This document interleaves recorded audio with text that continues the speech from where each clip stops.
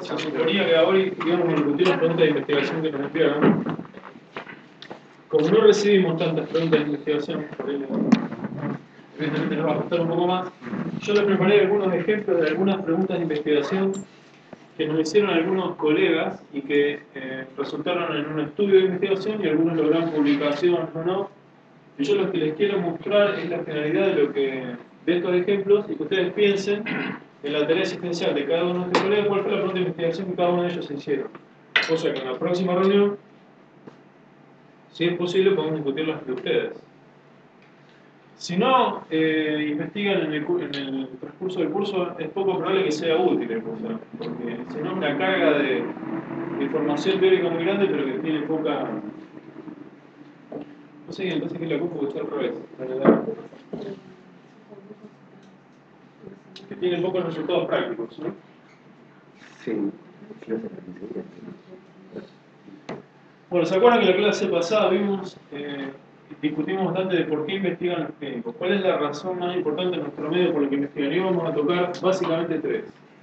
Por alguna pregunta de investigación que surge de su práctica asistencial, y esto es lo que queremos estimular en este curso. Que de lo que están haciendo hoy, se les ocurra alguna razón de incertidumbre que transforme en una pregunta de investigación, la podemos resolver, al menos formulando una posible respuesta para un estudio de investigación. Muchos de ustedes no conozco la estructura de su...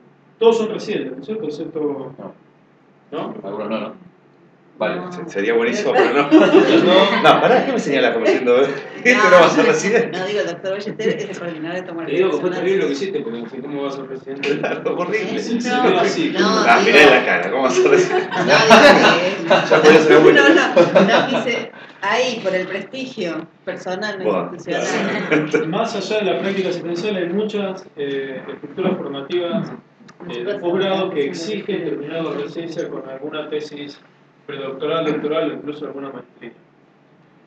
Y hay un punto que es cada vez más promedio, que yo también se lo comenté en la clase anterior, es que la mayoría de las instituciones exigen a los médicos de staff en lo que se llama una carrera sanitaria, y en esa carrera uno va sumando puntos a medida que va contribuyendo con investigación. ¿Por qué? Porque es un modelo importado de los Estados Unidos que ha demostrado que la investigación, que las instituciones que investigan tienen mayor impacto en la sociedad, en lo que se llama término de prestigio, que es bastante difícil de medir, pero es algo que digamos, la sociedad interpreta que una institución que investiga es de mayor calidad que las que no investigan. Así que van a ser, no sé si es lo que sucede acá, pero en algunas otras instituciones van a sentir una presión para sostener sus cargos a través también de la investigación clínica para sostener el prestigio institucional. No sé si es lo que sucede acá, pero puede que ocurra.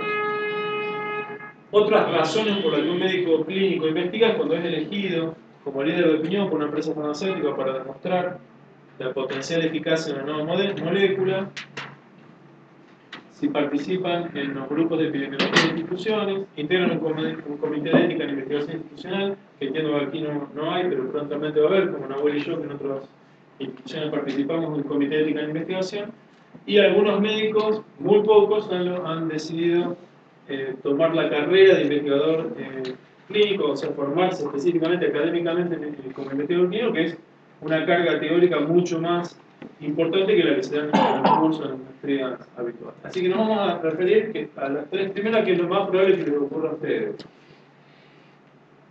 Ustedes van a escuchar hasta el cansancio, porque así nos hemos formado, en que en general la investigación clínica comienza con una pregunta, se genera una hipótesis, luego se formula el estudio de investigación, se definen las variables, se implementa el estudio de investigación y luego se intenta buscar la respuesta probabilística a la pregunta de investigación que le dio origen. Esta secuencia de eventos, que se respetó a rajatabla históricamente en la investigación clínica, en la actualidad se está revisando porque muchos de los estudios de investigación, incluso importantes de la actualidad, funcionan al revés. Tenemos bases de datos ya recolectadas, que es lo que vamos a ver hoy, y en realidad uno se asoma a la base de datos y la pregunta de investigación le surge después. Ustedes vieron que el título de la charla es la pregunta de investigación a posteriori, no a priori.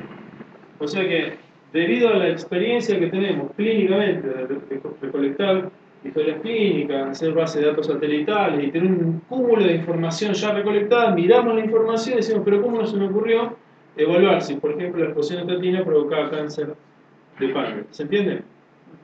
En realidad, ese tipo de investigación con preguntas a posteriori estaba habitualmente denostada, considerada de muy mala calidad por las escuelas académicas de investigación, que se decía que nosotros estamos saliendo de caza y pesca sobre las bases de datos ya recolectadas y tratábamos de producir información que era de mala calidad porque buscábamos respuestas sin una pregunta anticipada. ¿Se entiende? Entonces siempre se nos enseñó, siguiendo la escuela de la experimentación básica, que uno tiene una observación de la realidad, se plantea una pregunta, hace una hipótesis, genera el experimento, busca la respuesta e intenta probabilísticamente resolver la pregunta inicial. Sin embargo, nosotros los médicos es muy poco probable que logremos seguir esos pasos tal cual se lo estamos explicando en este curso de metodología. No digo que sea imposible, digo que es menos frecuente que en nuestra práctica asistencial logremos seguir todos los pasos de la metodología de la investigación. Lo más probable es lo que sucede más frecuentemente, que es, tenemos un cúmulo de información debido a nuestra práctica asistencial y mirando esa información, esa base de datos, se nos ocurre la pregunta y la recolección ya está, la información ya está recolectada. Bueno, pero puede ser al revés. Que vos te hagas una pregunta y que en realidad la base de datos la tengas para tener actualizada la información de tus pacientes. Ah, eso voy. Pero no lo que Pero no es diciendo... que la pregunta se origina por lo que vos tenés en la base, sino que sí. Vos das lugar a tu pregunta y sabés que la información la tenés ahí. Por eso, pero en definitiva es una pregunta posterior. La información ya se recolectó, ¿no es cierto? Claro, bueno, igual es mejor tener toda la información organizada que recién después de originar la pregunta. No, lo mejor es al revés, es lo que acabo de decir.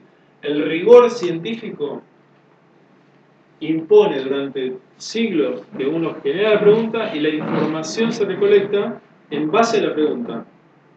Yo te estoy hablando exactamente lo contrario. Ya la información está recolectada y nosotros tenemos una pregunta, nos valemos de la información recolectada por cuestiones de tiempo, que ahora lo vamos a ver, de inexperiencia, metodología de investigación, de economía, etcétera, etcétera, pero esa forma de investigar con preguntas a posteriori de la recolección de información fue denostada históricamente y se nos acusaba de que ni siquiera era ciencia, de que pescábamos sobre base de datos, de que publicábamos ya que estábamos, ¿entienden? Un poco a contramano de la metodología de la ciencia, que primero se hace la pregunta y la información que recolecta es para contestar esa pregunta, no de otro tipo. ¿Estamos hasta acá? Esto es una verdad absoluta, no estoy teorizando. Esta verdad absoluta, sobre la que nosotros, quienes hicimos metodología, nos formamos, en este momento se está un poco cuestionando si es solamente riguroso investigar con preguntas de recolección y no ya recolectado y preguntas posteriores. ¿Se entiende? Piensa que eso para un prospectivo te sirve, para un retrospectivo. ¿Y por qué pensás que lo retrospectivo es mucho más débil que lo prospectivo? No débil, pero es mucho... Lo retrospectivo siempre, vos te fijaste ¿te acordás cómo está? Vos decís que lo retrospectivo es más débil. Siempre, infinitamente más débil. Bueno, pero por eso necesitas tener la información, es mucho más fácil tener la información ya lista y después generar la pregunta, porque en lo prospectivo sí podés decir, bueno, yo voy a hacer una base de datos con tales características de los pacientes que voy a analizar de ahora en más. A ver, pero ¿cuál es la pregunta? ¿Qué me estás preguntando? En términos de debilidad y rigor, lo retrospectivo siempre está varios escalones por debajo. ¿Se acuerdan la pirámide? Sí, básicamente la utilidad de la base de datos. Me parece que siempre tenerla es de utilidad. Tiene su peso y su valor. ¿Seguro? ¿Seguro? El tema es de utilidad para qué. Por favor, decilo porque no. No. Es muy importante la base de datos. Vamos a ver eso. Te lo pido porque yo estoy tratando, dígame. Bueno, pero me hubieras dateado. Claro, no. Dígame una línea. Es fundamental tener la base de datos. Siempre no lo sabemos es más. fundamental, es importantísimo. Siempre se consideró que era... Yo, en dulce de leche me hace re mal. Seguro. Siempre se consideró que era importante solamente en cuestiones asistenciales y ahora se está encontrando mucho más utilidad, incluso en términos de investigación científica. Bueno, ¿se acuerdan que les mostré que en mi hospital La inmensa mayoría de estudios de investigación presentados son series de casos, o a propósito de un caso, que son estudios de investigación que se basan en datos ya recolectados de las historias clínicas hospitalarias. Incluso hasta se denostan. Es más, en el hospital ya no aceptamos más que en el día de ciencia, estos datos por ahí en el día de ciencia del hospital, no aceptamos más que se presenten series de casos o a propósito de un caso. Porque ni siquiera se consideraba ciencia eso, ¿se entiende? En la producción del conocimiento de nuevo, la presentación de estudios descriptivos puros siempre fue un rigor tan malo que no se considera nuevo conocimiento, solamente una descripción de lo que ocurría en el hospital. Y como les dije en la primera clase, no necesariamente, a pesar de que son muy malos o de muy básica rigor científico, no significa que sean inocuos. Muchas veces se cometen desastres bioéticos, incluso con estudios descriptivos. Como les comenté en la primera charla, el mostrar la cara de pacientes con sarcoma de Kaposi, etcétera, etcétera, considerando que bueno, son mis pacientes. Pero cuando uno está exponiendo pacientes solamente por una cuestión de investigación, hay que tener cuidado de los datos identificatorios.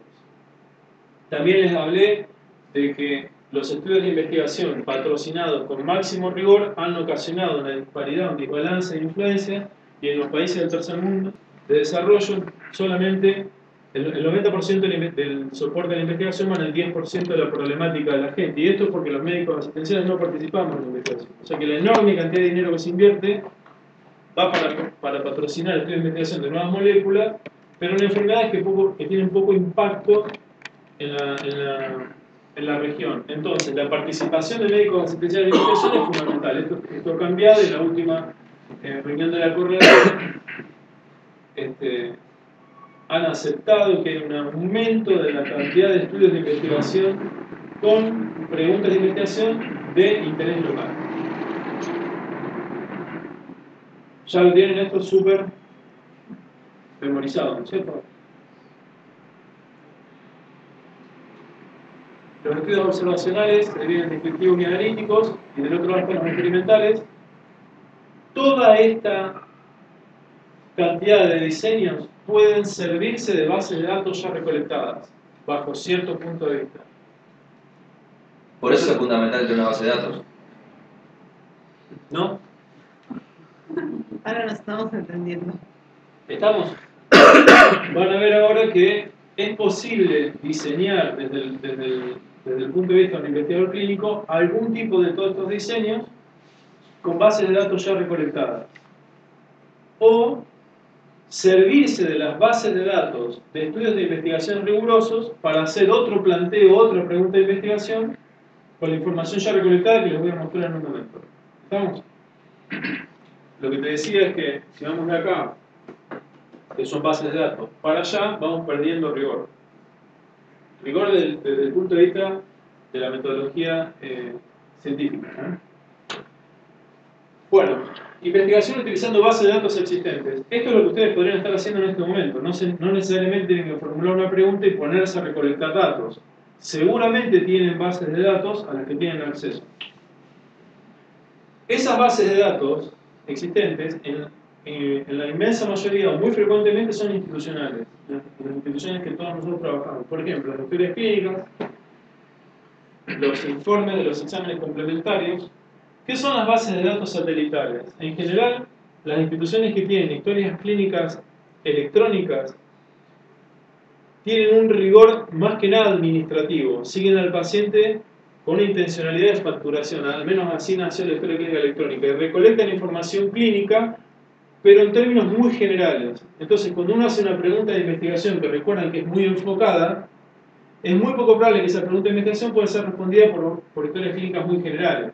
Usted está preguntando cosas tan específicas que se le escapa a la historia clínica electrónica. Entonces, lo que hacemos la mayoría de los investigadores cuando trabajamos en terapia intensiva, unidad coronaria, imágenes, hacemos nuestra propia basecita paralela a la historia clínica electrónica, a la que llamamos base de datos satelital, recolectando información de nuestro interés.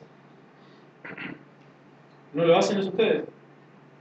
¿No tienen un Excel con un número de pacientes? Sí, ¿no es cierto? Bueno, a eso se le llama base de datos satelital. Los registros de defunción son otro posible origen de información, si saben de qué murieron sus pacientes. Los estudios de investigación previos, ahora les voy a mostrar sobre estudios de investigaciones que hemos hecho nosotros, cómo nuestros mismos residentes se nutren de ellos para mejorar sus currículum vitae, hacer publicaciones, lograr tesis doctorales, etc. Estudios de investigación que hicimos nosotros mucho tiempo atrás, o incluso yo mismo. Y los estudios concurrentes, que es un dato fantástico. Si hay algún investigador que en su centro esté llevando adelante un estudio de investigación, es una base de datos que se está recolectando. Entonces ustedes tienen una posibilidad de comunicarse con ese investigador para que le dé posibilidad de acceder a esos datos y hacer su propia respuesta de investigación utilizando esos datos que se están recolectando. Es más difícil, pero en general los que investigamos no tenemos problemas de compartirla en general, de compartir la información que estamos recolectando. Ahora voy a mostrar. Bueno, en general esta información, como te dije antes, ya está recolectada y tenemos poco control sobre lo que se recolectó y tal vez no se adapte exactamente a responder nuestra pregunta de investigación, y de ahí la debilidad de este tipo de investigación.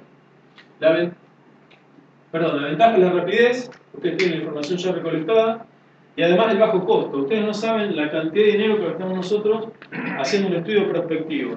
Los estudios que la información ya está recolectada son muy rápidos y de bajo costo.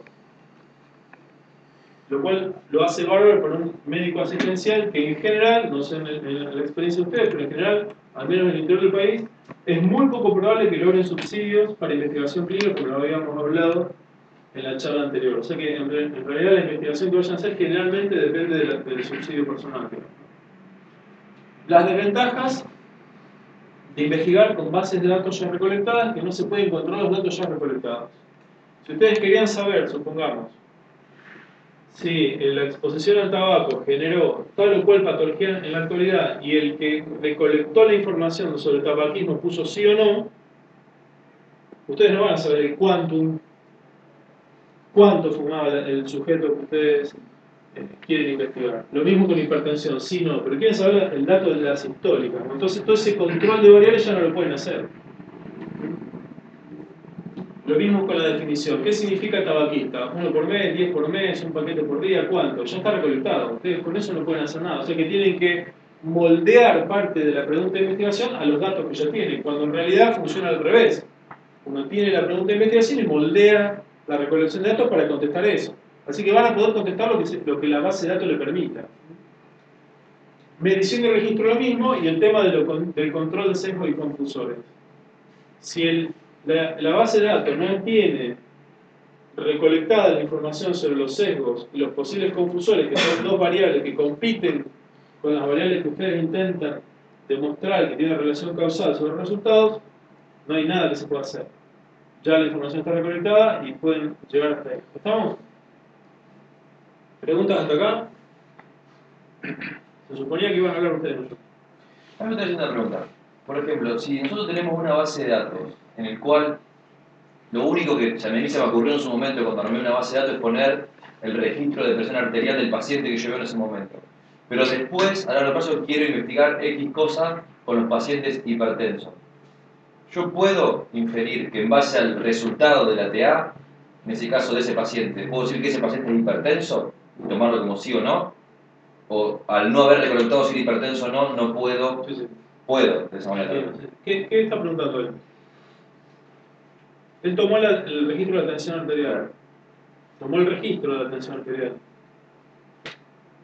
Pero la base de datos no dice con qué presión arterial lo consideraban hipertenso. Sin embargo, a él le interesa saber si el paciente era hipertenso. ¿Puede, en base al registro de la tensión arterial, definir ahora que esos pacientes eran hipertensos? Sí.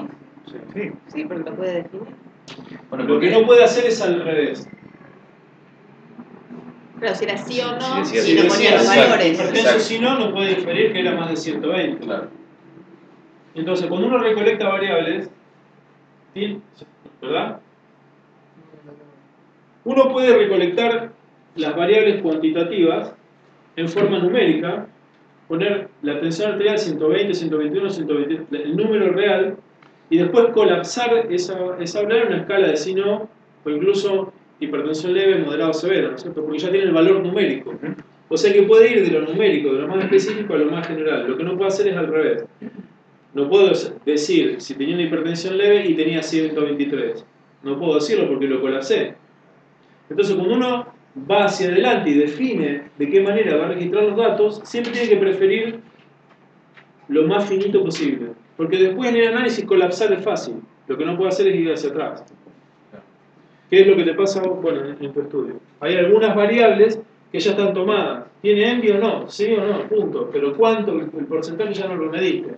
Entonces yo no puedo, cuando voy hacia atrás, descolapsar las variables que le puse si no. Si él dice, a él me dice, tiene tomada la tensión arterial en milímetros de mercurio. Ya la tiene tomada. Yo, a posteriori, ¿puedo decir tiene hipertensión? ¿Hipertenso? Sí. Ahora, pensá al revés. El que registró la base de datos dice, ¿era hipertenso o no? Estamos de acuerdo. Ahora, yo acá, ¿puedo decir tenía 123, 123? No, no puedo. Ya colapsó la variable, ¿se entiende? Viste que bueno, dijiste, hay que definir qué quiere decir fumadores o no fumadores. Yo hice esa pregunta porque en la próxima clase vamos a ver lo que se llama la operacionalización de las variables. Y quiere decir que vos puedas criticar también un paper, este tipo tenía 120 de histórica. Bueno, pero ¿cómo lo tomó? ¿De qué manera? ¿En qué momento? ¿A todos se lo tomó en el mismo momento?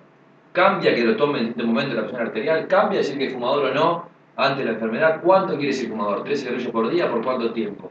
Esa capacidad que vos tengas en tu estudio de definir lo más preciso a esa variable va a ser también mucho lo que dé poder a tu estudio. Pero también podés criticar en otro estudio. Sí, es lo que vos decías de la ecografía y la tomografía también muchas veces. ¿Cómo va a comparar cosas que...? Estoy pensando que en imágenes por ahí existe la posibilidad de comprimir, porque uno puede volver a ver las imágenes. Ya armando la base de datos, puede volver a verla y descomprimir un dato que... Pero decime una cosa, ¿qué diferencia está? ¿Cuál es la diferencia que encontrás en lo que acabas de decir con lo que yo estoy explicando en este momento? Fíjate.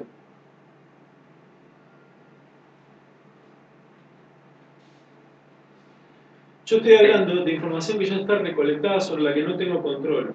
En cambio, vos lo que estás haciendo es generar información de nuevo sobre estudios de máquinas ya guardados, pero no es lo mismo. En general, cuando uno cuando tiene acceso a una base de datos, no tiene ningún tipo de control ni manipulación sobre solo la datos, variable. Vos estás bajando estudios de diagnóstico que vos lees de nuevo. Acá la información ya está recolectada. Es como si yo no te diera el estudio, no te diera el estudio, la tomografía, lo que sea. Te doy el informe. Solamente el Excel, digamos. Claro. Y ahí no podés hacer nada. Por eso el control sobre la definición, la medición del registro es mínimo. Bien. Así que tenemos que ciertamente adaptar nuestra pregunta a lo que ya tenemos recolectado. Y desgraciadamente no podemos ir más allá de eso. En cambio, si hacemos al revés, podemos recolectar lo que querramos. Pero nosotros lo que dice Sebas, también lo tenemos desglosado porque vos podés volver, armás la base de datos, pero igual toda la información te queda en el informe original del estudio y las imágenes que tenés posibilidad de revisarlas. Yo te voy a mostrar, tenemos varios estudios de imágenes nuestros, por nosotros investigamos el trauma del cráneo, pero tenemos las tomografías. Tenemos la imagen. Está bien, tenemos la descripción de la tomografía pasada a números encima. No, ahí ya está. Entonces, suponete, claro, ahí no. Yo conozco que las sintomas basales están comprimidas. Buenísimo. Ahora resulta que hay una nueva clasificación que dice compresión o ausencia. Ya está, no puedo hacer nada. ¿Pero no guardan las imágenes? No, por eso tengo la base de datos, no la imagen. No, pero digo en la institución. No, pero la institución es un estudio de 15 países, no hay forma, digamos, no tengo ninguna manera de evaluar nada. Sí, o por lo menos. ¿Entendés? Entonces, esa es una restricción absoluta de investigar sobre base de datos. Bueno, hay 3 tipos de estudios sobre base de datos. 3 tipos. Análisis de datos secundarios, estudios auxiliares y revisión sistemática. Tiene nombres complejos, pero es muy sencillo. Es extremadamente sencillo. Análisis de datos secundarios es la utilización de datos existentes para responder una pregunta de investigación distinta a la original. ¿Qué significa esto? Por algo se recolectaron los datos, la base de datos ya existe, y yo vengo con una pregunta nueva y me sirvo de esos datos ya recolectados y se terminó la historia. Que es lo que más frecuentemente van a hacer ustedes. Eso es lo que van a hacer ustedes. En general, se utilizan bases de datos concretas, rigurosas, de muchos pacientes de su práctica asistencial, la tienen recolectada porque es parte de su práctica asistencial, y viene alguien y le dice, che, la lesión del menisco, ahora no conozco en detalle lo que le voy a mostrar, pero a algún reciente se le ocurre pensar si el peso específico cerebral se relaciona con el neurodeterioro. La verdad que ni sé. Miramos la base y si están los datos los sacamos. ¿Se entiende? Pero no más que eso. Ahora, hay otra opción que se llaman estudios auxiliares. Yo estoy haciendo un estudio de investigación con mis sujetos de investigación, incluyéndolos en este momento, y los estoy evaluando de una manera, y viene alguien y le dice, che, pero si además hacemos tal cosa, o sea que crea una pregunta de investigación auxiliar sobre mi estudio de investigación, yo agrego un formulario, o lo que sea, con ese número de preguntas, y lo agrego a mi estudio de investigación que ya está corriendo. Es un estudio de investigación auxiliar al estudio de investigación troncal o madre. Ahora les voy a mostrar un ejemplo. ¿Se entiende?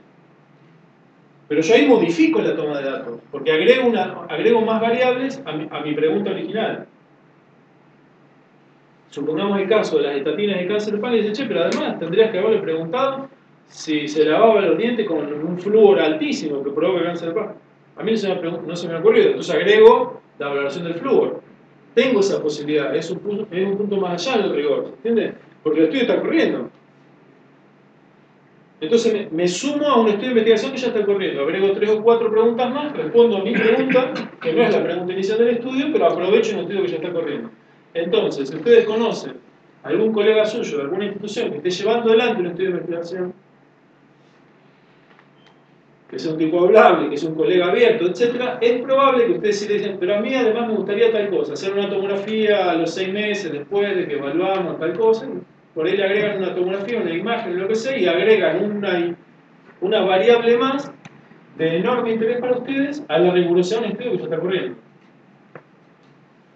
Lo tercero, que no vamos a tocar hoy porque lo vamos a ver en un caso en particular, son las revisiones sistemáticas. ¿Se acuerdan que las vimos la vez pasada? Las revisiones sistemáticas hacen uso de bases de datos, pero en vez de hacer uso de bases de datos de individuos, hacen uso de bases de datos de estudios de investigación primarios originales ya publicados. Entonces es un estudio de estudios. ¿Se acuerdan que a eso nos llamamos investigación secundaria? No utilizan la información de los pacientes, sino de los estudios de investigación de pacientes. Pero en definitiva son bases de datos. El investigador de revisión sistemática está sentado atrás en un escritorio con un acceso a internet de gran potencia, nada más que eso. No trabaja con pacientes. Vamos a ver los dos primero. ¿Estamos de acuerdo que estas son las dos únicas opciones que tenemos los médicos asistenciales? O la menos la más frecuente. Vamos a ver los análisis de datos secundarios, que son los que más probablemente tengan acceso a ustedes. Son los datos necesarios para responder una pregunta de investigación que ya están disponibles. Los recursos son múltiples bases de datos disponibles. La que tengan en la institución. ¿Tienen acá? ¿Cuáles? No. No tiene. Ahora, pero no ves que No, bueno, las que hacemos. te estoy dando el pie para que me digas, Sí, pero no es institucional. ¿Espontánea? No. Satelitales no tienen. ¿Historia clínica electrónica? Sí, informes. ¿Historia clínica electrónica o solo el informe? Para nosotros la historia clínica es informe. Claro, el tema es que Pero tienen solo el informe. No, con los datos clínicos. Datos clínicos que Sí, pacientes sí. tienen. Y el informe del estudio complementario. Claro. Si es que fue nuestro, sí, si no, no. Todo Esa lo que más se haga en la complementaria. institución. Todos los estudios del paciente se hacen en la institución, más los datos Claro, clínicos. pero por ejemplo, si hay X pacientes se hace un ecocardio, una tomografía en diferentes momentos, ¿todos se vinculan a un paciente? Sí, ¿No? lógico. Sí. No sé qué tienen. Sí, pero si tenía un estudio de restitución. No, por supuesto, no. Todo Claro, lo vos que pones el nombre y te sale todos los estudios que se hizo el paciente. en la historia del Sí. Pero además está vinculado a la edad, Sí, ¿qué otra cosa? Sí. ¿Factores de riesgo? ¿Qué tiene? No, Sí, la como edad. antecedentes sí. Sí, pero no está Sí, pero no mezclado. está en Ah, base de vos datos. ponés che, la hipertensión, o sea, Pero que no es Como si un no, access. Es una narración. Vos pones un comentario, claro. No, son de texto. Claro. Clasificados. ¿Qué me decían? No, que la base de datos que hacemos con Adriana, le ponemos los antecedentes principales. Pero bueno, pero eso es un Excel y es una base de datos Claro. con variables. ¿Pero esa es una base de datos institucional o satelital? No. ¿Alguna de ustedes? No, es claro, con ella hacemos la de resonancia de mama. Bueno, por eso es una base de datos satelital. Es del interés de ustedes recolectan lo que ustedes tienen interés. En forma paralela a la base de datos troncal de la institución. No es una base de datos satelital. Hay Es paralela ciertas, es paralela a la. seguro, hay cierta problemática con eso, interoperabilidad de sistemas, etc. Pero en definitiva contesta no una pregunta, pero un interés asistencial de ustedes. Es un excelente recurso, digamos, de investigaciones. Sí, tenés a los pacientes agrupados. no tenés dispersión, sabés que la población lo tenés ahí cuando necesitas, cuando haces una pregunta de investigación, sabés que la población lo tenés ahí. Lo tenés ahí, sí. Bueno, el acceso a estas múltiples bases de datos tendrán que ir al investigador principal, al comité directivo institucional. Yo no sé si esto es así, si ustedes tienen que investigar en algo de su interés, tienen que ir a pedir permiso institucional. Y en general, las instituciones tienen muy regulado el uso de la información de los sujetos, extremadamente regulado. En el hospital hay que llenar unos formularios y tener lo que es el director de que ustedes van a utilizar esa información, no con fines asistenciales, sino con fines académicos, educativos o científicos. Son las tres formas de utilizar esta información. Ustedes recuerden que el dueño de los datos que se recolectan por la Constitución Nacional a través de la habeas data es del paciente. Y el paciente brinda su información solamente con fines asistenciales. Si ustedes quieren a su vez hacer investigación con esos datos, tienen que pedir permiso institucional. En definitiva, pidan permiso siempre. Si les dicen sí, dale para adelante, al menos tienen el respaldo. Si tienen un comité de ética, mucho mejor. O sea, en realidad pidan permiso siempre. El comité de ética les va a decir, no es necesario que lo revisen, porque es muy sencillo, no vas a hacer más con las cuestiones epidemiológicas. Pero ustedes, por las dudas, pidan permiso siempre, evítense problemas. También hay datos públicos. En Argentina, el Ministerio de Salud de la Nación tiene datos epidemiológicos del paciente con trasplante, hay distintas bases de datos que están disponibles, la verdad que son pocas. Y después lo que hay son registros del Ministerio de Salud, yo estuve mirando de la Ciudad Autónoma de Buenos Aires, de algunas instituciones públicas que sacan los datos confidenciales y ponen estos datos agregados de pacientes, como decía Nahuel, en términos ecológicos, etc. La verdad que son menos accesibles para el clínico, pero existen. El análisis de datos secundarios pueden servir para predecir, para evaluar asociaciones. ¿Te suena esto, Elena? Uso sobre base de datos. Para evaluar eventos adversos raros. Che, ¿cuántos pacientes con chikungunya tuvimos en el último 5 años? Bueno, van a ver chikungunya y les salen los 5 casos. ¿Saben lo que es chikungunya? Para evaluar eficacia versus efectividad. ¿Qué significa esto? Recuerden que los estudios de investigación aleatorizados que nombró Nahuel, que son extremadamente controlados, demuestran eficacia, pero en un ambiente en extremo controlado. Tal medicamento contra el dolor de la artrosis demostró efectividad en el estudio de experimentación, pero después cuando salen al mercado, cuando se utiliza en la arena clínica, ese ambiente controlado de investigación ya no sucede más. Ya los pacientes empiezan a ser cada vez más diversos, tienen más comorbilidades, tienen más efectos indeseables. Entonces, la diferencia entre la eficacia en un trial versus la efectividad de la misma molécula en la población general pueden evaluarse por bases de datos que exceden al estudio clínico. Dígame si no entienden lo que estoy diciendo. O si lo entienden. Un estudio controlado como un experimento hace una base de datos y evalúa la eficacia de una molécula en un experimento extremadamente controlado. Si la molécula demuestra eficacia, fue en ese ambiente extremadamente controlado. Nosotros los médicos controlamos todo para poder identificar la molécula. Pero esa molécula después pasa a la prescripción clínica habitual. No significa que la eficacia que demostró el trial se replique en la vida diaria. ¿Por qué? Porque hay muchas otras variables que pueden ponerse en juego y competir con la molécula para bajar la eficacia, por ejemplo, la interacción medicamentosa, etc. Si uno va recolectando bases de datos con historias clínicas, puede ver si los pacientes que dijeron que mejoraban con la molécula del trial siguen mejorando después en la vida diaria. Esa es la diferencia de eficacia versus efectividad. ¿Se entiende? ACMAT, por ejemplo, lleva una base de datos gigantesca para evaluar los estudios post-marketing, después de que salen al mercado. Lo que prescribimos los médicos está siendo evaluado en TNC por las obras sociales. La variación en la práctica médica. Si yo evalúo 2 médicos clínicos, están prescribiendo cosas distintas ante la misma patología. Esos son estudios muy importantes en gestión clínica. La variación en la práctica médica ante una misma patología habla de una baja calidad asistencial y eso puede evaluarse con base de datos establecida. Los estudios de correo como nombró en la web. Los pasos para llevar adelante un análisis de la base de datos, formular la pregunta siempre es lo primero. En esto no nos vamos a escapar, o sea, tienen que formular preguntas. Elegir y acceder a una base de datos. Tienen que enterarse que la base de datos existe. Y a su vez que existe y es posible que conteste la pregunta de investigación que ustedes formularon. Definir un diccionario de datos. Porque es probable que la información, como dijimos antes, que esté recolectada, no conteste su pregunta de investigación. Descártenla inmediatamente. No le busquen la vuelta de tratar de decir que si decía fumador significa más de un paquete. Si no lo dice, no lo dice. Y decidir la mejor estrategia de análisis. Acá es fundamental, esto ya lo vamos a ver en detalle más adelante, hay que buscar un estadístico para no empezar a decir que lo que usted observó en su base de datos va a replicarse en la población general. Acá hay una cuestión de estudio de probabilidad de que lo que estoy observando realmente puede replicarse en otros sujetos similares y no va a ocurrir lo que decía el colega de que un marciano viene y dice, bueno, todo parece que está acostado, la cama provoca enfermedad. Acá hay un análisis de probabilidad que tiene que evaluar un estadístico. Un ejemplo.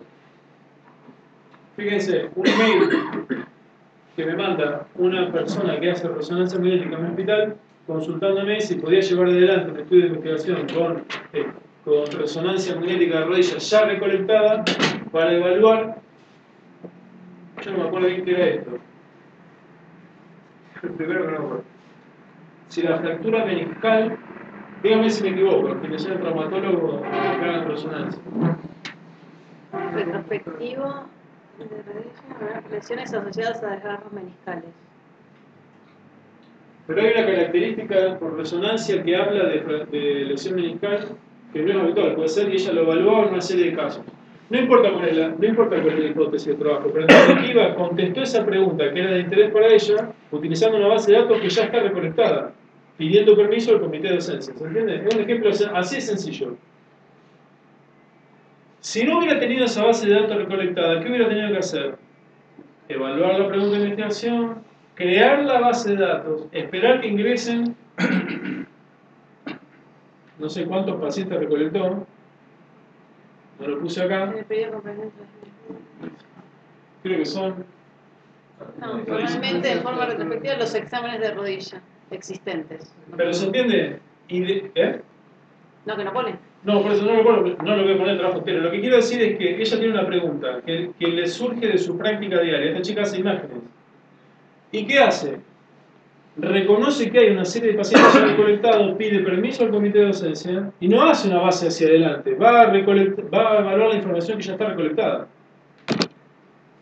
En base a esto logró una publicación y es algo que hizo en horas. No es que tenga la rigurosidad de un estudio de investigación prospectivo, pero al menos es un estudio de investigación que hace una persona mientras lleva adelante su tarea asistencial. Pero ahí lo que decíamos antes, ya volvió a ver todas las imágenes. No, yo las tenía analizadas. ¿Estás segura? Dice, Pero las tiene en la base de datos. se revisaron manualmente en forma retrospectiva los exámenes de... ¿Es posible? No lo sé, no tengo ni idea. Yo lo que digo es que no llevó el estudio ese, no incluyó pacientes.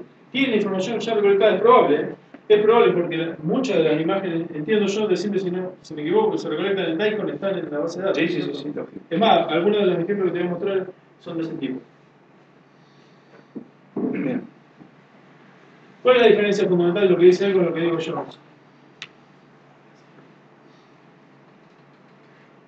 Vamos a decir, si las imágenes están recolectadas, el investigador puede definir la variable. Si estuviera recolectada la información que proviene de la imagen, Claro, no. lógico. Sí. O sea que tiene más rigor esto que si Claro, tuviese la información que deviene del estudio de investigación.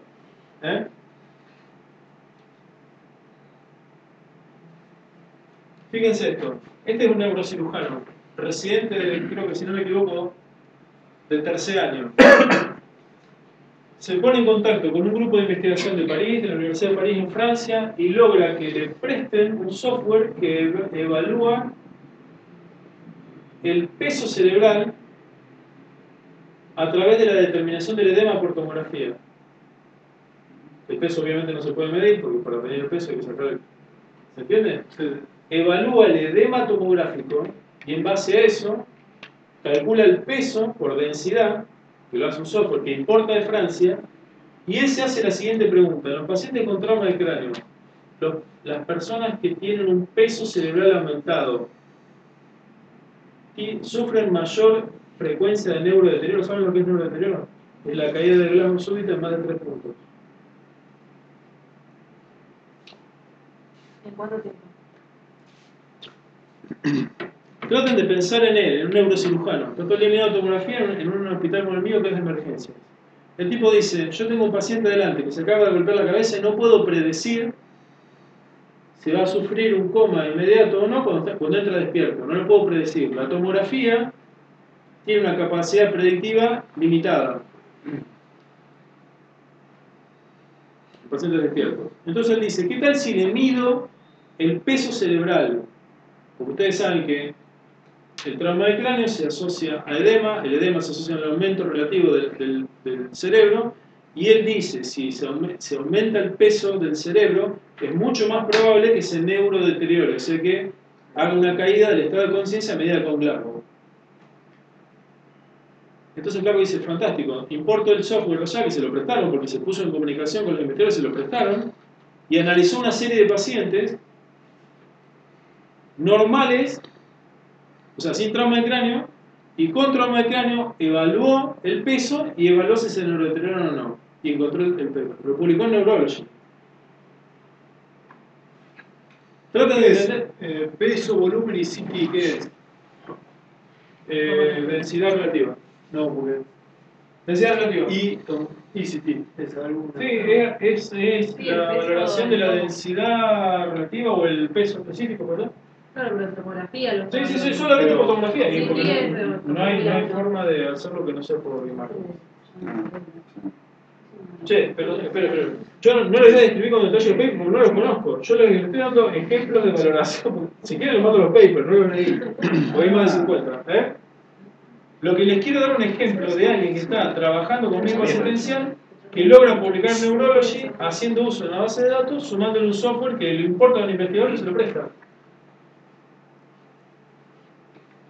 Y encuentra una diferencia de peso respecto a las personas que tienen, a los controles con respecto a los que tienen trauma de cráneo. O sea que el peso del cerebro traumatizado pesa más que el otro y eso solo se relacionó con la posibilidad de neurodeterioro.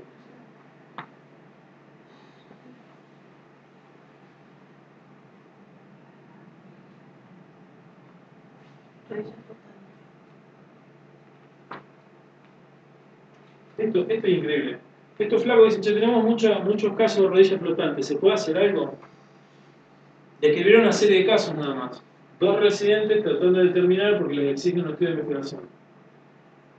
Evaluaron las bases de datos que no son más que historias clínicas de papel y la diferencia es que acá tuvieron que lograr un formulario de datos porque si no había manera de cuantificar las lesiones que ellos veían en las, si no me equivoco, son tomografías o no sé qué cosa, en el pasado. Construyeron esta base de datos, cuantificaron y codificaron las lesiones. Fíjense que les tuve que tapar los nombres y apellidos por lo que les decía antes. Y sencillamente publicaron una serie de datos, que es la más grande publicada hasta el momento de rodilla flotante. Entiendo que la rodilla flotante no se fractura el fémur o sea que la rodilla queda literalmente flotante. Y lo hicieron en semanas, digamos, no es que cueste tanto. Pero hay que tener los datos. Pues de eso se trata. Bueno que viste, el título era sobre base de datos ya recolectadas. De la importancia de la base de datos. Che, Viste que no sabía de qué estabas hablando, boludo. No, bueno, Tanto lío y pero dijimos. yo te di la conclusión. Hablamos de lo importante de la base de datos. Yo que bien que lo explicaste que yo no sabía y bueno. O tienen la pregunta de investigación, recolectan los datos, o tienen los datos y se ponen a formar preguntas de investigación. Si no tienen preguntas ni datos, apagamos el ruido y nos vamos. Claro. Ya sin nada de nada. Ahora, datos. Siempre algo vamos a hacer. Una cosa, les digo algo, datos hay en 2 lados. Si hay algo de lo que estamos sobrados es de información. Si a ustedes les interesa el trauma de cráneo, yo les puedo dar mis bases de datos. Digamos, datos hay a patadas. Hay algunos de calidad buena, otros de calidad regular y otros de calidad muy mala. Pero si hay algo que digamos que existe en exceso es información. El tema es que nadie está interesado en investigar sobre esa información. Este es un estudio de investigación que llevamos adelante en Argentina, en 5 hospitales en Argentina, que se llamó, Traumatic Brain del TBI TAP 1, Traumatic Brain Injury Argentina Project. Lo pagó, lo subvencionó los Institutos Nacionales de Salud de Estados Unidos, NIH. De los 5 hospitales que participamos en Argentina, Se suponía que íbamos a recolectar pacientes con trauma craneograve y hacer un matching, una valoración de casos similares en Estados Unidos, porque nosotros sabíamos que en Argentina ningún paciente iba a rehabilitación posterior. En Estados Unidos todos van a rehabilitación posterior. Entonces lo que tratábamos de decidir es si la rehabilitación posterior a un trauma de cráneo grave se asociaba a mejores resultados. Aunque les parezca increíble, no hay evidencia de esto. De los 5 hospitales que participamos en Argentina, solamente uno recolectó los datos y logró el follow-up, el seguimiento correspondiente, que fue el Hospital de Rosario. Los otros 4 no recolectaron los datos y el estudio se cayó. Al no cumplir con el objetivo que habíamos prometido a la empresa, al patrocinador, se cayó el estudio, pero la base de datos del ECA, del Hospital de Rosario, quedó. Se recolectaron esos datos. Esta publicación, en realidad, es una vergüenza, porque no logramos terminar la recolección que habíamos prometido. La base de datos funciona, existe y la tenemos. Fue electrónica y así se ve la base de datos. No es más que un cúmulo de números y fechas y por detrás de todo eso de diccionarios asociados, ¿no es cierto?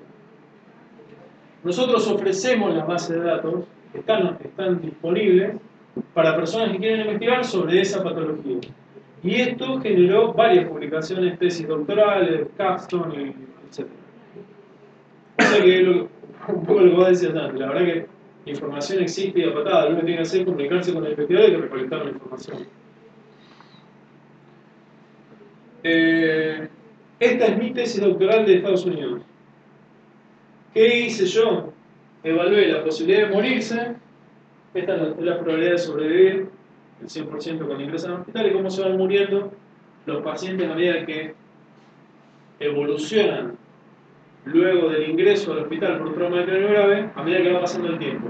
Y lo que intenté hacer es un cálculo matemático probabilístico de cuándo va a cambiar la curva de probabilidad para salir y decir a la familia que espera 48 horas, porque 70.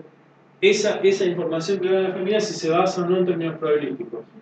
Hice un cálculo matemático atrás, por supuesto no logré nada, pero bueno, en definitiva me sirvió para dar sustento a mi tesis doctoral. Con una base de datos que ya estaba recolectada, que había sido recolectada para responder otra pregunta de investigación. Recuerden que inicialmente era un matching con pacientes que iban a rehabilitación. Yo lo que evalué solamente fue la curva de sobrevida. Posteriormente a eso, una vez que volví a Argentina, usando la misma base de datos,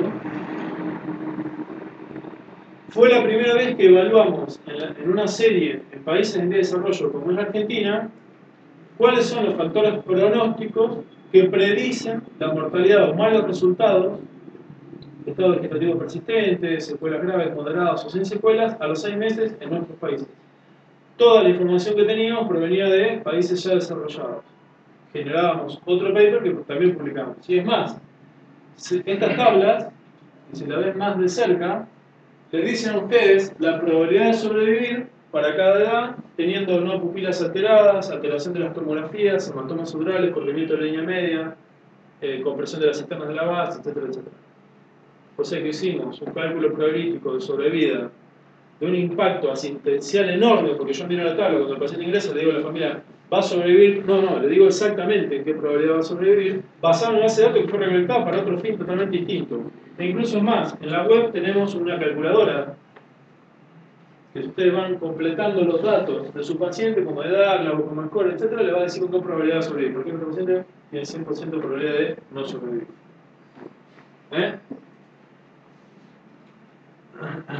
Finalmente, incluso, el año pasado mostramos que la probabilidad predicha en Latinoamérica, basado en ese paper, con la que predice el primer mundo, no se corresponde. O sea que nosotros estamos prediciendo la mortalidad de nuestros pacientes en Latinoamérica basada en calculadoras europeas y estábamos equivocados. No se compara la probabilidad de sobrevivir en la Argentina respecto a las clásicas probabilidades publicadas en Europa. Y eso fue solamente evaluando una base de datos de 180 pacientes en Rosario.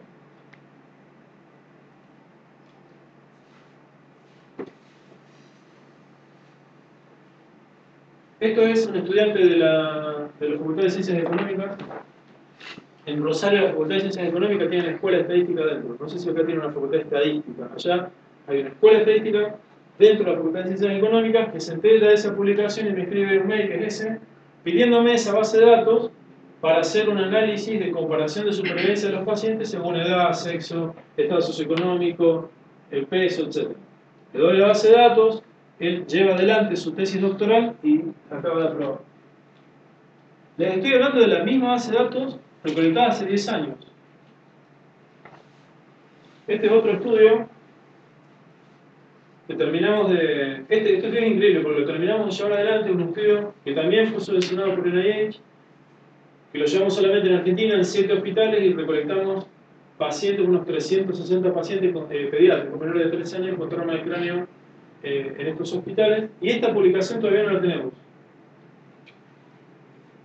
Estos son los hospitales participantes, la cantidad de pacientes que recolectamos.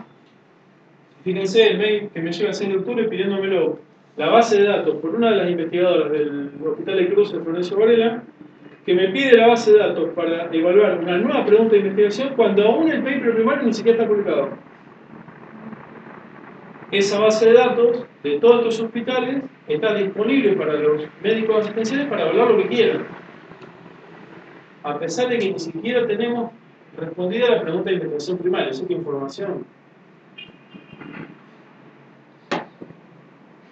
Cuando uno termina un estudio de investigación como el que le mostré recién, reporta a NIH, al patrocinador, que culminó el estudio y le dice que lo culminaba con éxito, incluso antes de publicar los resultados. Este investigador, Mike Bell, el que me escribe, al enterarse de que el estudio está finalizado y que recolectamos el número de pacientes que prometimos recolectar, me invita a participar de otro estudio. Mike Bell es la persona, el número 1 en investigación intramaterial en el mundo. Me invita a participar de un subsiguiente estudio, sumándonos, todo el grupo de Argentina, al estudio de investigación que él está haciendo. Y nos ofrece la base de datos de Estados Unidos para ver si lo que nosotros encontramos en Argentina, que no publicamos todavía, fue similar a lo que están observando ellos en Estados Unidos. Esto dio origen a su vez a una nueva propuesta que ojalá podamos presentar ahora. El NIH tiene periodos, digamos, donde el NIH, estos institutos que les digo de Estados Unidos, va ofreciendo subsidios de investigación de forma periódica. Nos acabamos de enterar, si no me equivoco, que como verán ahí, se abre una nueva posibilidad de investigación para países en vía de desarrollo en salud global. Entonces lo que vamos a hacer es sumar la propuesta de Mike Bell a nuestra propuesta de investigación y presentarnos por un nuevo subsidio, que esto va a ser en enero. 3 palabras más de los estudios auxiliares. ¿Se acuerdan cuál es la diferencia de estos con respecto a los anteriores? Se le cambia la diapo para no me vean. Los anteriores son bases de datos ya recolectadas. ¿Se acuerdan que le dije que hay 3 tipos? Base de datos ya recolectadas, nueva pregunta de investigación y hacemos lo que podemos con lo que tenemos. Y los estudios de investigación auxiliares, que tienen una ventaja sobre los anteriores. ¿Cuál es? Una pregunta sobre... Exactamente, sobre La información está recolectada. yo me entero que hay un estudio de investigación que está corriendo, que desde mi interés digo, pero ¿cómo se le ocurrió al investigador hacer tal cosa? Entonces le propongo una nueva pregunta sobre lo que está haciendo y agrego información que puedo controlar perfectamente porque el estudio está corriendo, ¿cierto? A eso se le llaman estudios de investigación auxiliares. Sepan que hay subsidios de investigación solo para esto. Entonces, si ustedes van a ver a estas páginas que nosotros habitualmente visitamos, dicen, esto es lo que se está investigando. ¿Tiene usted alguna pregunta auxiliar? Entonces evaluamos qué es lo que se está investigando. Si mira, a este estudio de investigación sobre HIV me encantaría conocer si agregarle tal cosa. ¿Se entiende? Te ponen en comunicación con el investigador, pero yo te subsidio esto. Bueno, la idea es sumarse a estudios que están corriendo de investigación clínica de diverso diseño. Una de las posibilidades van a ver que muchos estudios de investigación corren y piden que ustedes sumen cosas, por ejemplo, muestras de ADN, muestras de sangre, estudios complementarios. Las recolectan, pero no saben bien para qué. La verdad es que cuando uno ve el estudio dice, ¿pero para qué están colectando esto? Porque en el futuro vamos a intentar hacer estudios de farmacogenética. Entonces, si el estudio de investigación que llevó adelante un investigador recolectó estos especímenes, sean estudios complementarios, uno puede decir, bueno, pero a mí me interesaría ahora saber la probabilidad de tal genotipo con mi pregunta de investigación. Y se entera que hay alguien que lo recolectó. O sea, agrega una pregunta de investigación sobre un espécimen reconectado. Bueno, y este es un ejemplo. Nosotros estamos en este momento llevando un estudio de investigación en Latinoamérica que son 7 países con 22 hospitales. ¿Qué estamos tratando de hacer?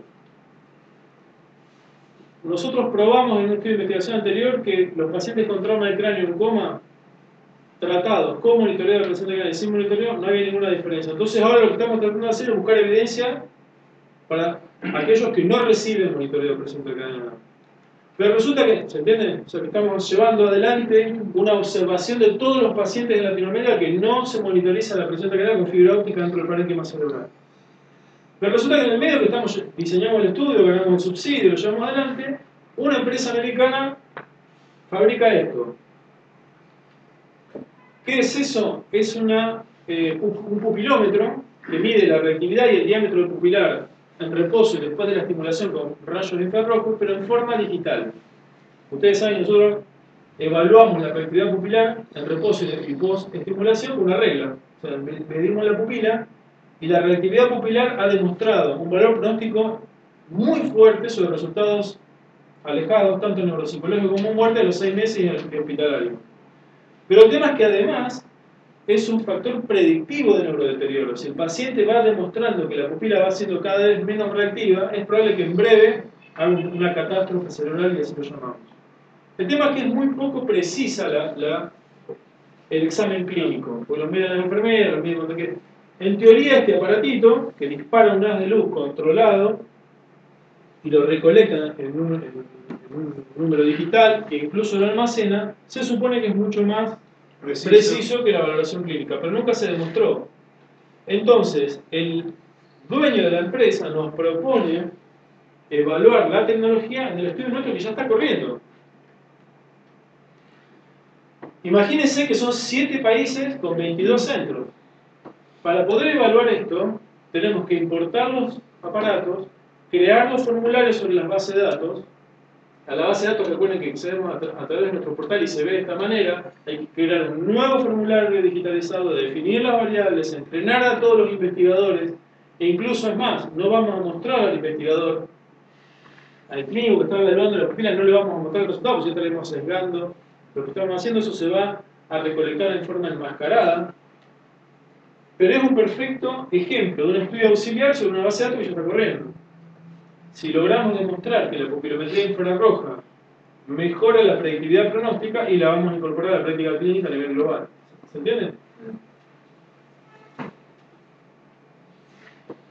Bueno, si no existe la base de datos, ya no puedo hacer nada. Pero existen, y hay muchos.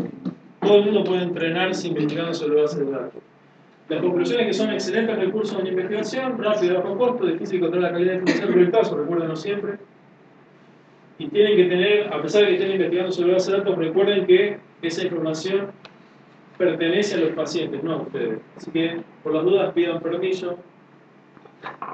Nadie lo hace, pero bueno.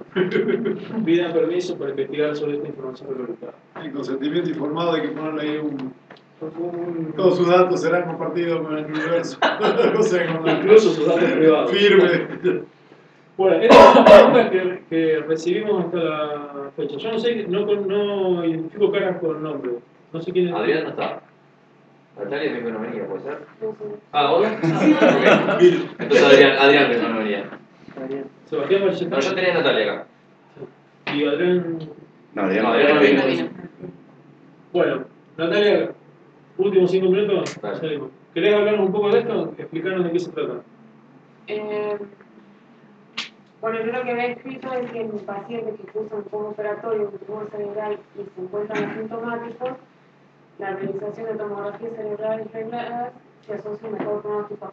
Esto en realidad surge de que, bueno, estábamos en uno de los centros y piden hacer una tomografía de un paciente que se había operado recientemente un tumor cerebral y que estaba totalmente asintomático. El tema es que cuando vemos los estudios previos, cada 2 días prácticamente le pedían una nueva tomografía. Entonces, lo que yo pensaba era, ¿es necesario si el paciente se encuentra asintomático seguir pidiendo esto? O sea, ¿mejora en algo al paciente o es totalmente inútil que se lo haga si no tiene síntomas?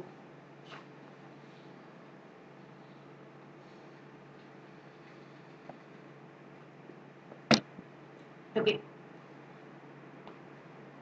La pregunta formulada, A ver qué les parece.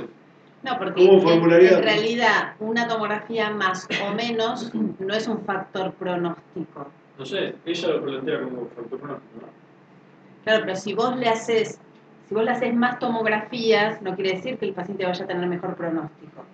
Me parece que el planteo es A distinto, poder está mal hecha la anticiparse, pregunta, claro, ¿no? poder anticiparse a cualquier cambio clínico que permite una intervención. Bueno, por eso la tomografía te podría permitir un mejor pronóstico detectando una complicación. Yo le veo Parece la que hay que darle la pregunta. vuelta No a sé la si está bien o pregunta. mal, pero digo, Sí. es lo Múltiples que... posibilidades, pero quiero que ver, ustedes me digan si la pregunta está bien formulada en base a las reglas Pico. Y segundo, si se trata de un estudio pronóstico, diagnóstico, de etiología o terapéutico. Porque en realidad lo deberían haber pensado así primero, no. Viste que ustedes se tiran a lo clínico. Hagan un paso para atrás y piénsenlo con las reglas Pico y Feynman. ¿Se acuerdan de eso?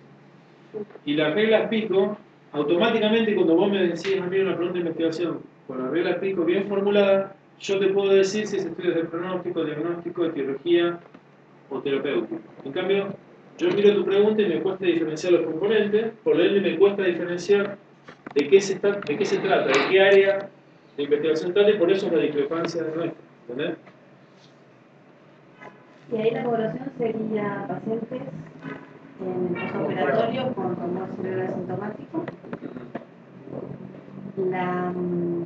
Hay una exposición acá, identificable. Una Exposición.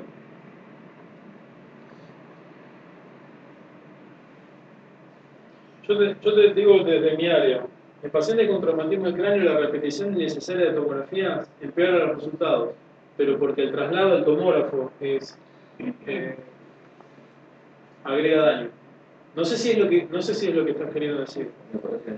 A mí me parece O los que, hallazgos de las tomografías. No entiendo bien lo que querés decir acá. no, a mí me parece que es similar, por ejemplo, cuando vos a los pacientes oncológicos le haces un control seriado y vos podés llegar a detectar una recidiva hasta 9 meses antes de ser sintomática. Pero ese es Y otro eso punto de vista, obviamente, ¿no? claro, ¿cómo? Ese es otro punto de vista, la detección precoz. Claro, por eso me imagino que ella se orienta a detectar a tiempo una complicación que cuando es sintomática, obviamente la resolución es más compleja y ahí se relaciona con el pronóstico. Me parece que es eso. Claro, o sea, si ellos, o sea, yo pensaba que el médico que atiende, que asiste a ese paciente, que está en ese momento asintomático, si ellos piensan que haciendo una tomografía antes de que sea asintomático pueden encontrar algo en un tiempo precoz y que puedan tratarlo de mejor manera. Pero lo que vos estás diciendo ahora se resuelve con una encuesta a los médicos, no con un estudio clínico. ¿No? Ya es casi una encuesta de opinión lo que te estás planteando. Pero vos no te No, interesa eso la lo tenés opinión. que demostrar, por ejemplo, lo que les decía. Eso está demostrado en las guías de seguimiento a pacientes oncológicos. El seguimiento te permite, en cáncer colorectal, detectar casi 9 meses antes de ser sintomático la recaída, y esos pacientes se rescatan quirúrgicamente más fácil que aquellos que se presentan ya sintomáticos con la recaída. Y obviamente, esos pacientes tienen mejor pronóstico. Si vos le haces el seguimiento, lo detectás antes de ser sintomático y el Pero no es un pensamiento muy rebuscado. No, esas son las guías de seguimiento internacionales. Pero en definitiva le va a hacer mucho más estudio para hacer una detección precoz, digamos. Si detectás precozmente, No, lo vas a seguir ¿no? para detectarlo antes Sí, de obvio, ser por sintomático y que Por eso, tenga en mayor probabilidad de definitiva rescate. es un trabajo de detección precoz más que de pronóstico por una serie de estudios que por lo que plantea parecen innecesarios, ¿no? No, los pacientes con seguimiento tienen mejor pronóstico. Pero con más seguimiento tienen más mejor. Claro, no, los pacientes con seguimiento, y Sí. creo que su pregunta se orienta a eso. Los pacientes con seguimiento tienen mejor pronóstico que aquellos que están librados en su evolución y recién consultan cuando son sintomáticos. Vos no me estás hablando de esto, no sé, vos no me estás hablando de esta pregunta. Esta pregunta es, en paciente en postoperatorio de un tumor Pero te quiero decir, a mí me cerebral parece que está bien, asintomático. me parece, me imagino que la idea que tiene ella es... A ver, A ver, es mejor, a ver, otra vez explicar tu dulce leche. idea. Es que en realidad lo que a mí nos habló fue ella, como que no lo puede defender. Dale. No, bueno, era eso, yo pensaba, porque a mí se me planteaba esto de que yo no sé por cuál es el motivo por el cual le pedían tomografías si no tenía ningún síntoma, por qué se lo pedían, porque también hay que tener en cuenta de que es un paciente que aparte de que se lo traslada, se lo vuelve a irradiar. Claro, como Entonces, si realmente es necesario. si es necesario o si... Hacer tantas. ¿Cuál es la razón por Lo la que que pasa es que yo me imagino considero que si eso está pedido, ya tiene que estar demostrado que el seguimiento estricto mejoraría el pronóstico. O sea, debe tener una de No, las no está planteando indicaciones. eso. Ella está planteando que cree que los médicos prescriben el seguimiento tomográfico en forma innecesaria. Ahora, yo hago una pregunta. Demasiadas. No, pero digo, esa es tu pregunta de investigación. ¿Vos buscaste en PubMed si hay algo que conteste esta pregunta? No, ella formuló la pregunta. Formuló la pregunta. Yo lo que quiero saber es si el grupo No, pero eso cree... puede estar demostrado ya.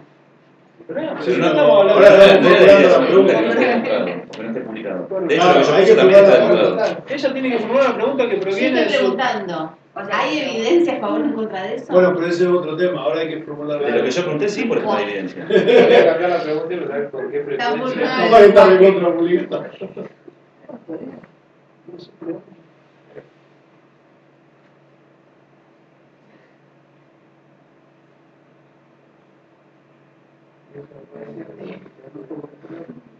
A mí me... Yo lo que veo... ¿Cómo la formularían? A mí me parece que No, la yo creo que pregunta... falta una... A mí me parece que la pregunta expresa algo que no es lo que vos nos expresabas Sí, nosotros no, verbalmente. mejor Exactamente. ¿Se entiende? Yo creo que sería la realización de tomografías cerebrales regladas para detectar complicaciones a tiempo se asocia a un mejor pronóstico. Pero vos dale con eso, pero es... No, pero hacer la tomografía no es para mejorar el pronóstico. Pero, Vos hacer la pero tomografía ella para está- detectar algo está bien, que va a ella lo que mejorar está el hablando, pronóstico. es lo que está hablando, me parece a mí, de lo que expresás, decime si me equivoco, que vos observás que hay una reiteración innecesaria de los estudios tomográficos en ese grupo de pacientes. Sí. O sea, a vos te parece que están pedidos sin criterio, digamos. Sí. Me parece a mí, hablando en la jerga, ¿no? Sí. Ahora, trasladar esa incertidumbre que vos tenés a una pregunta de investigación no es fácil.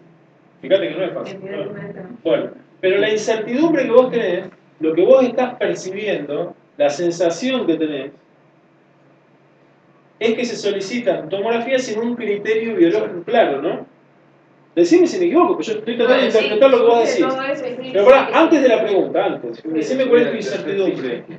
Bueno, ¿Qué es lo que en te realidad- pica, digamos? ¿Me entendés? Es que en realidad era eso, porque eran pacientes que no tenían nada, o sea, más allá de que habían sido operados, los cambios que tenían eran los que se esperaban, no tenían ningún síntoma, entonces era, o por un lado, o el médico está esperando encontrar algo que yo no sé, o es que realmente se lo piden sin criterio, por las dudas vamos a encontrar algo. Está bien. Pero eso cada 2 días. Y era más o menos así. era- Decime, pero decime, te quiero diferenciar un tema. Sí, pero escucha una cosa. Sobre la prescripción médica. Ah, pero eso es normal. Che, sobre la prescripción médica de una metodología diagnóstica, terapéutica o lo que sea, hay dos puntos de vista. La toma de decisiones para prescribirlo, que puede ser increíblemente variable, no tener criterio, ¿entendés? O sea, juzgar la toma de decisiones, que me parece que es lo tuyo, pero que no expresa esa pregunta, y el otro punto de vista del que expresa Adriana, que es la repetición del método con o sin criterio puede generar un diagnóstico digamos, el término que utilicé recién es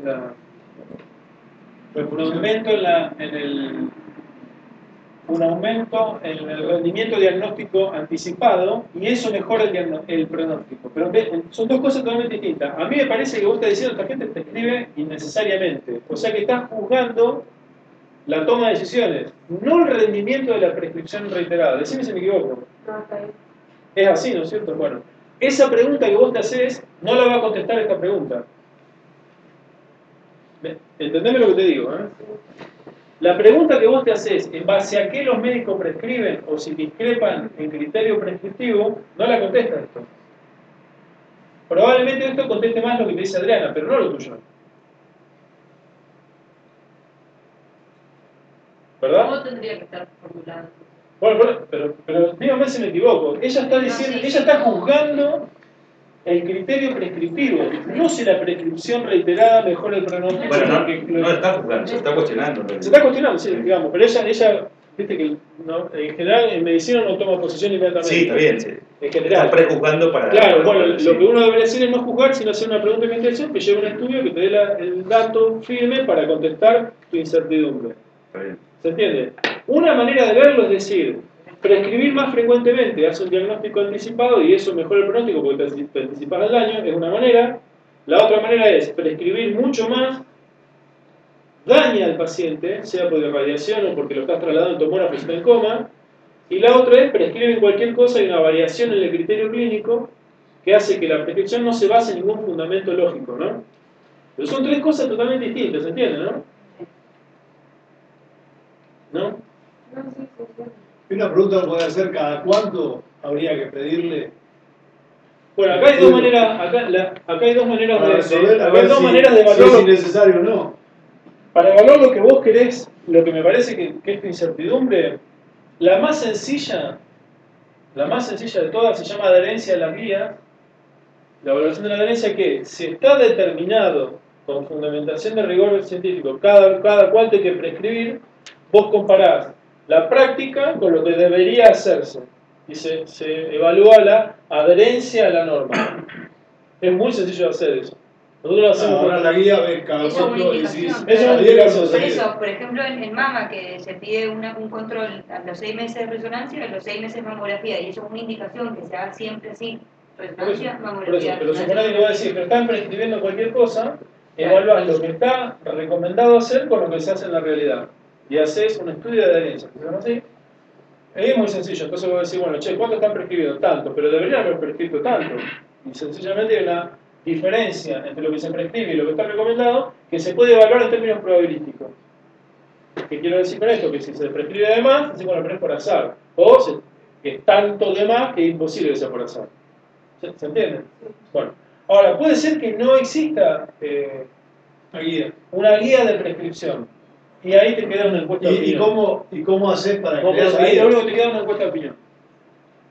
Cada cuánto hace el Tenés que control hacer un después del cuestionario. tumor en el paciente Ojo, asintomático? el cuestionario no es cualquier cosa. Es un cuestionario estructurado, con preguntas codificadas, que evalúen las posibles razones de diferencia de prescripción que vos asumís de la búsqueda literaria. Vos, por ejemplo, decís, porque le pagan al médico, porque tienen disponible, porque lo que sea, y construís el cuestionario y lo distribuís. Y ese es mucho menos riguroso porque el que te contesta te puede contestar cualquier cosa. ¿Se entiende? Esa indicación que hicieron que sea cada 6 meses mamografía y resonancia fue porque no querían hacer cada 6 meses mamografía para que el paciente reciba menos de radiación. O sea, para que esté menos radiación. Bueno, esa es Esa un pasa a criterio. ser una indicación. Estos son mucho más estudios de gestión que de investigación clínica. Son excelentes estudios de gestión. En mi hospital se hacen muchísimos estudios. ¿Por qué los médicos no se lavan las manos? ¿Por qué se lavan las manos menos? ¿Por qué los enfermeros no lo dan? Estas cuestiones de por qué hacen tal cosa o tal otra son más estudios de gestión que de investigación clínica. Por lo tanto, no se adaptan a las reglas pico. Porque no estás estudiando un paciente, estás estudiando la lógica de la prescripción detrás de una entidad nosológica. ¿Se entiende? Ahora, lo que te presenta Adriana es una pregunta de investigación concreta. El diagnóstico precoz se asocia con mejor pronóstico. En general, uno diría intuitivamente que sí, pero no necesariamente. Por ahí, diagnosticar precozmente, pero no tiene nada que hacer. El Alzheimer, por ejemplo, el diagnóstico precoz no se asocia a nada. ¿O sí? Viví la vida que dentro de 5 años no vas a reconocer a tus hijos. Pero te va a quedar loco dentro de 5 años. ¿Y puede hacer algo? No. Entonces, ¿para qué va a hacer diagnóstico precoz?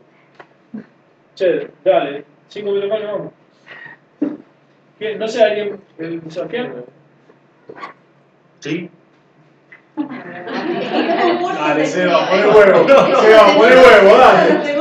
Hacete la No sé si pregunta. la leucemia o qué, pero Está 8 No, es frío, a 8 y media, es mortal. se agarra el hambre. el frío y la hipoglucemia son El frío, ¿no? Está tocado el frío, no sé. Bueno, la idea sería Central. justamente saber si la cuantificación de la grasa, la relación entre la grasa intra y extravisceral, puede considerarse un factor de riesgo cardiovascular. Puede considerarse un parámetro de rutina.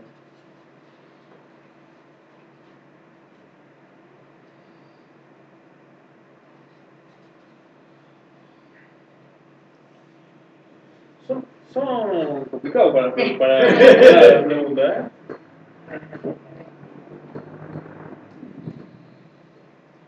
Yo te digo en general, para formular las preguntas de investigación, evita palabras como esta,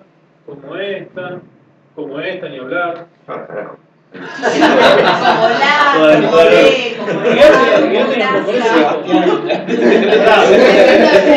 La misma pregunta, ¿cómo se Por eso, formula? formularla con componentes pico. No Claro, digamos. por ejemplo, ahí que haya. Bueno, la intenté hacer Porque la así. estás formulando como un médico y te pedimos que la formule como un Porque fíjate que ahí no queda, a mí cuando yo la leí no me quedó claro particularmente cuál es la población. Bueno, que a mí tampoco, pero por eso la formulé. No, porque está la bien, relación a la población en general. sería. Para la población en general. Claro. En la población general. Por eso, también la puse a propósito, por eso, porque no me costó darme cuenta cuál sería la población. Y dije, bueno, serían pacientes en general, digamos, población en general. ¿O cómo determinar, sino que eventualmente esto podría llegar a considerarse un factor de riesgo? Bueno, Solamente pacientes lo que pasa es que hayan tenido... fíjate que si ya arrancas con población general y hablas de vinculación con factores de riesgo cardiovasculares, podrías haber incluido un grupo de personas y no algo tan general. Por ejemplo, la cuantificación de la grasa en pacientes mayores, hombres mayores de 50 años, podría considerarse un riesgo, ¿entendés? Bien, como para hacerlo más... No, claro. Porque la población general, ¿qué quiere decir? Chicos, no chicos, mujeres embarazadas, ¿es lo mismo todo eso? Por eso es clave, suponete que vos sea tan amplia tu pregunta, porque en general las preguntas fijas son más enfocadas, sea tan amplia como la población general misma, desde neonatos hasta... Bueno, está bien, sí, es cierto. No, pero suponete. No, sí, pero en definitiva bien. es población general. Sí. En definitiva, la P es población general. Y después estás estableciendo una relación, no sé si pronóstico de riesgo, entre un indicador de resonancia y un evento de resultado que es la enfermedad cardiovascular. Sí, ¿Es así? sí. Bueno, si es la población general, un evento de riesgo, factor pronóstico y un resultado cardiovascular, ¿qué tipo de estudio es? En términos de las 4 áreas. Yo perdía el pronóstico. Pronóstico, pero se entiende, ¿no es cierto? Sí, Es absolutamente pronóstico. En general, los estudios pronósticos, recordad que no tienen comparadores, porque no los vas a dejar evolucionar, ¿te acordás? Es sencillamente evaluar un grupo de pacientes y la ocurrencia no del evento de desenlace o interés. Este es un estudio pronóstico que la P es la población general, la I, que no es una intervención sino una exposición, es el nivel no es el quantum de grasa visceral, y el resultado es el evento cardiovascular. Entonces vos te estás preguntando el valor pronóstico de la grasa intraextravisceral de la población general respecto a la enfermedad cardiovascular. Sí. Decirlo así. Bien. Decirlo así. Ahora, te lo invito a resolverlo eso, pero bueno.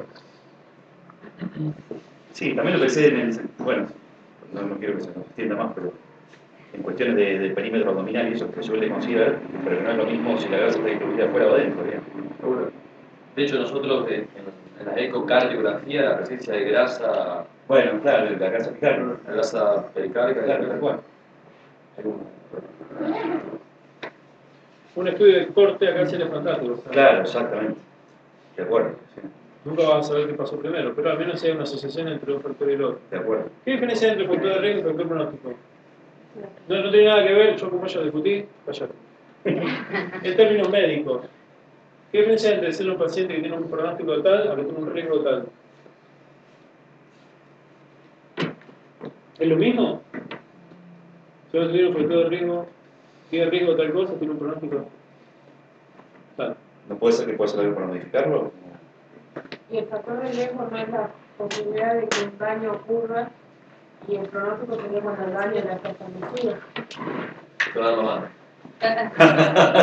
Hay algo que quería conocer. ¿Qué dijo? Hay algo que quería conocer. ¿Cómo lo dijo? ¿Cómo es?